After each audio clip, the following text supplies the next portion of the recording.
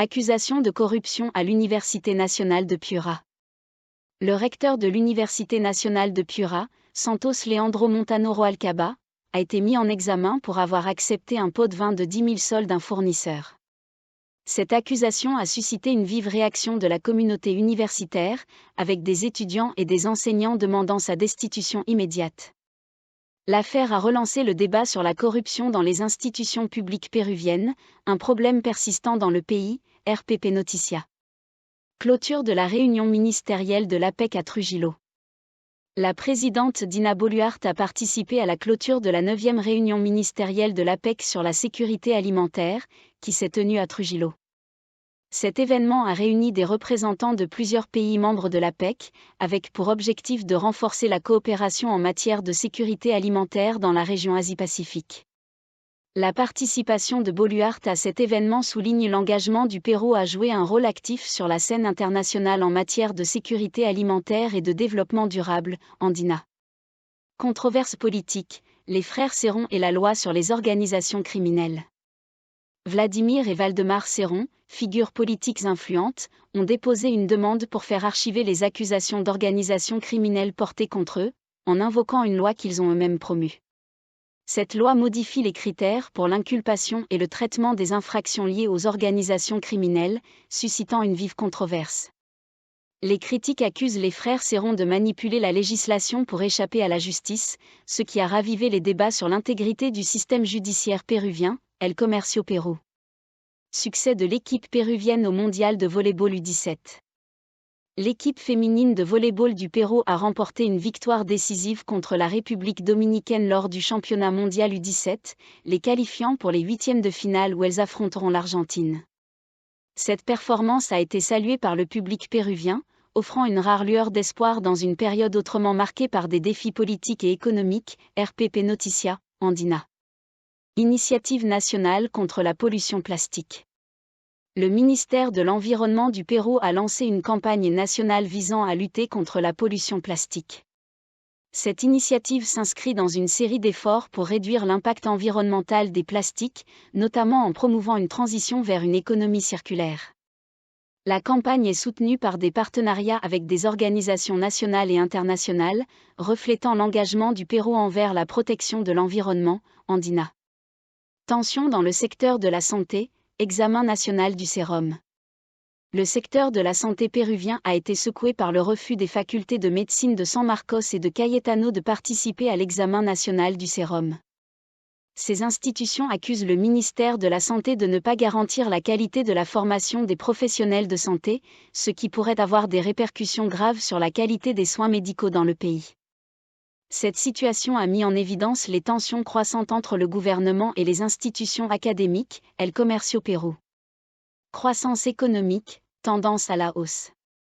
Selon un rapport de l'Institut national de statistique et informatique, INEI, la production nationale du Pérou a montré une tendance à la hausse en 2024, marquant une reprise économique après plusieurs années de difficultés.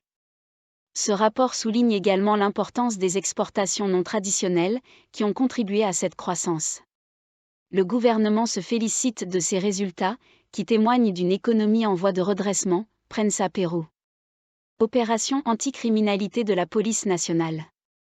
La police nationale du Pérou, PNP, a mené une vaste opération pour identifier et appréhender les criminels recherchés à travers le pays. Cette opération fait partie d'une série d'initiatives visant à renforcer la sécurité publique, dans un contexte de montée de la criminalité. Les autorités ont salué les résultats de l'opération, qui ont permis de capturer plusieurs individus recherchés et de renforcer la présence policière dans les zones à haut risque, andina.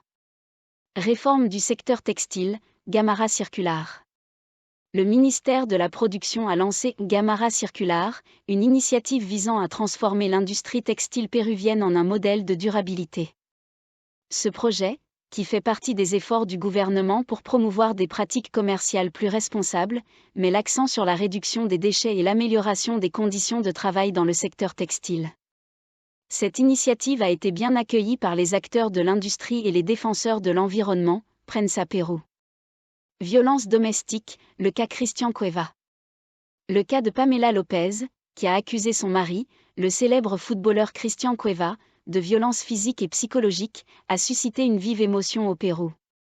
Ce scandale a mis en lumière les problèmes persistants de violences domestiques dans le pays et a relancé le débat sur la nécessité de renforcer les mesures de protection des victimes. L'affaire est devenue un sujet majeur de discussion dans les médias et parmi les organisations de défense des droits des femmes, RPP Noticia. Tourisme nocturne à Trujillo, un nouveau modèle de développement.